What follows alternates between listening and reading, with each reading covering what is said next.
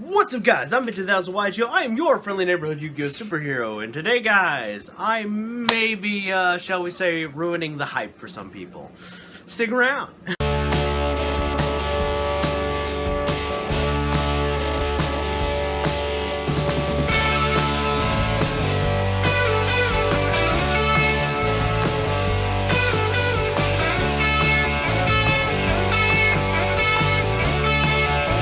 Aside, today's video is going to be on the topic of the 3 new cards that are TCG exclusives. Well, one isn't going to be a TCG exclusive for long, but they're the 3 new TCG exclusive cards that are being released in the new Megatens. By now, you guys have seen a bunch of the channels who have gotten, you know, who are either friends with people who went to Worlds or went to Worlds, you know, because this year they've worked with influencers, in case you guys didn't know.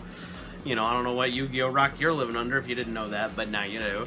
The point is that there are 3 new cards. The 3 new cards are, and yes, I am looking at my screen, cheating, I know, is Nibiru, the Primal Being, Dimension Shifter, and Dark Ruler No More.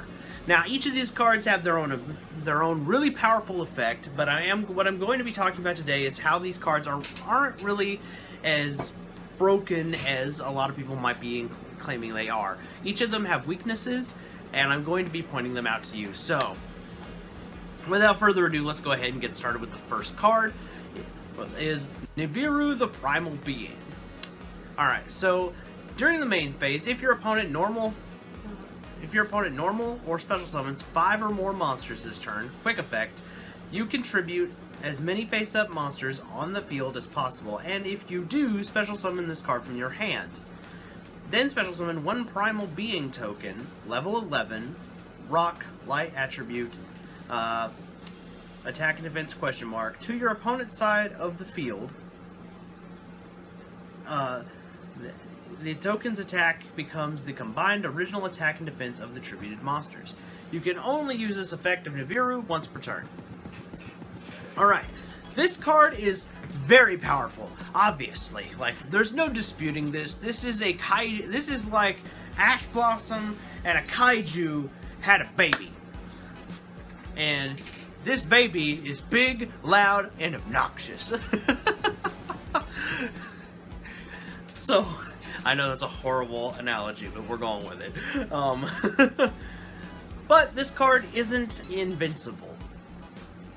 Its first weakness is it's an activated effect, which basically means any monster that has the ability to negate monster effects can just outright negate this.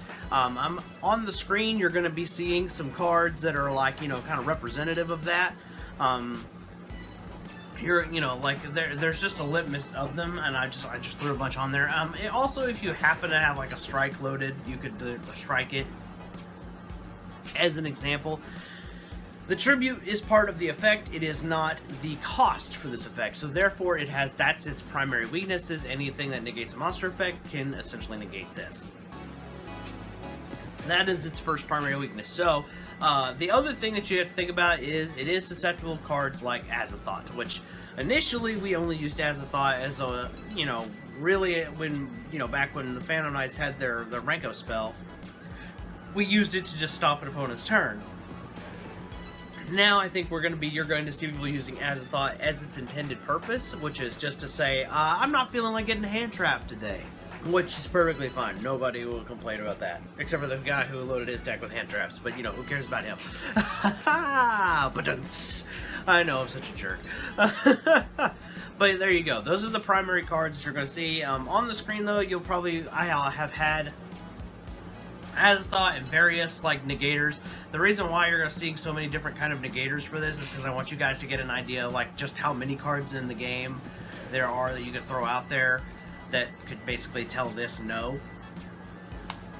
The primary function of this card is you're going to want to use this card, the Primal Being, before they have the setup. But depending on the deck you're up against, it really won't matter, because by the time you get to actually drop this thing, it'll be like, oh, okay. You know, a lot of more powerful decks, I think, can just keep going, or they'll just play around it. That's another weakness of this thing, is it's going to be like Gores in a manner. You'll just play around it. You know, you'll count your summons, or you'll make sure that you'll hang on to that normal summon for the last summon you make. That way you can, you know, if when they drop this thing, you can still go. There's that. Alright, so the next card that we're going to talk about is Dimension Shifter. Now, this guy is a new hand trap. It is basically a hand trap and Macros Cosmos. Golly, Ash Blossom is getting around. I'm just kidding. That's a mean joke. I'm sorry. She just out there making all sorts of ugly hand traps with other cards. Yeah. Oh, sorry, guys. I cracked myself up. Anyway, the point being is Dimensional Shifter is a hand trap version of Macros Cosmos, but it's obviously only for one turn. One of its problems is it's only going to be good if you're obviously it's going to be, you're going second. You want this card if you're going second, and you're best to use it when your opponent activates things like Dragon Shrine, Foolish Burial, cards of the like. Now, its backlash is it's only good in that one specific area. Sure, it can be a Lure of Darkness fodder, but I actually think that a lot of decks won't really care about Dimension Shifter all that much, as it also does have another key weakness, Called by the Grave. It shares all of the ones, like all the hand traps that discard, they are like, oh yeah, called. And in case you didn't know what that was off screen, I'll just let you guess. Anyway. So Called by the Grave is going to be your best friend if you're worried about this. Another thing you can do is just kind of change your playstyle. Try not to put anything in the graveyard. I know that may be difficult depending on the deck you're playing. But that being said, Dimension Shifter is probably the weakest card among the three. And I do have to say, though, that, like I said, it's weak against Called by the Grave. And basically, the other part of it is if they wait too long to activate it, any of the previous cards that are named Monster Effect Negators, like I mentioned, they can also stop this. So, depending on what they do, you may lose your chance to negate. The player playing this may lose their chance to use it. Also, it also has the same weakness as other hand traps in the effort that you actually have to draw it. All right, it's a hard draw type of card. So if you don't hard draw this thing in your opening hand, well, then it's just taking up space in your deck and you can't use it.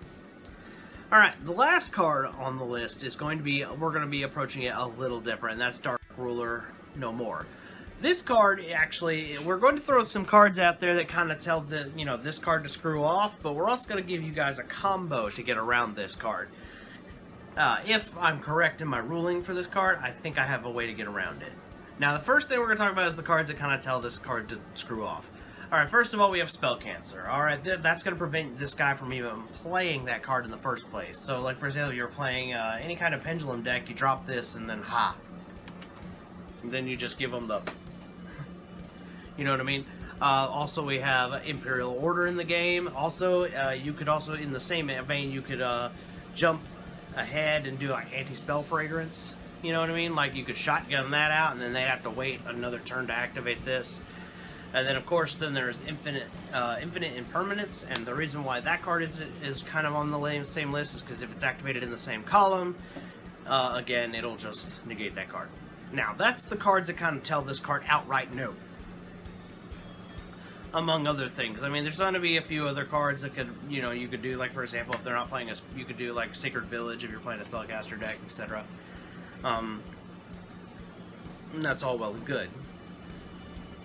But I do have a combo with two cards in particular that might help you get around that card. And those two cards are Archlord, or Crusadia Equimax, excuse me, I was saying his OCG name, and Hot Red Dragon Archfiend Abyss. Now you're going, wait a minute, Ben. No. You can't use those two cards against that spell. It even says you can't respond with monster effects. And I'd be like, you be right. However, there is a way around it. My method around this is you activate something in between that's a spell or a trap card. Now, obviously, you could activate cards that specifically negate this card. Like Dark Bribe, Ultimate Providence, Solemn Judgment. These cards already kind of stop that card as well. But I'm meaning like in the idea of getting around its ability. So you can't activate your monster effects in response to the spell. But what if I was to say you activate Dark Ruler no more, right? And then I chain, I don't know, we'll just go with some rando card here. I chain Wabaku, right? Well, now it's not in direct response to your spell anymore, right?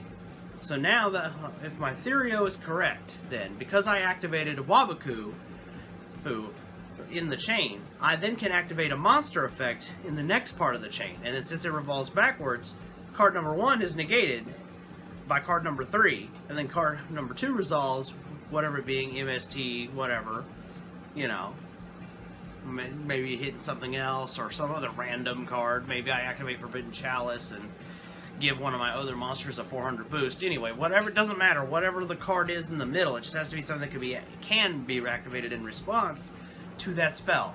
And then once that spell would get to its point of resolving, it will be negated by the monster effect that was in Chain Link 3 in the chain. So, and the only cards that I know of that can do that way are Hydra Juggernaut Archfiend, Abyss, and Crusadia Equimax. So there you go, guys. I think I gave you a handful of cards that can negate each one of these 3 cards.